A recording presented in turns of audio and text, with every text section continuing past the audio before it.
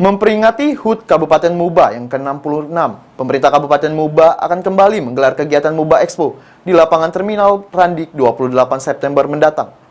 Yang kedua memang sudah ada dalam Zoom meeting kita bahwa menyambut hari ulang tahun Kabupaten Muba yang ke-66, Pemkab Muba berencana akan menggelar kembali Muba Expo tahun 2022 di halaman parkir Terminal Randik, Kota Sekayu dari 28 September hingga 4 Oktober. Muba Expo sendiri telah 2 tahun tidak digelar karena adanya wabah COVID-19 yang melanda seluruh wilayah Indonesia, tidak terkecuali Kabupaten Muba. Namun setelah COVID-19 bisa dikendalikan dan juga tingkat partisipasi warga akan vaksinasi begitu besar, maka Muba Expo bisa kembali diwancanakan dengan tujuan mampu merangsang geliat pertumbuhan perekonomian masyarakat, terutama usaha kecil menengah atau UMKM di wilayah Muba bisa kembali bertumbuh.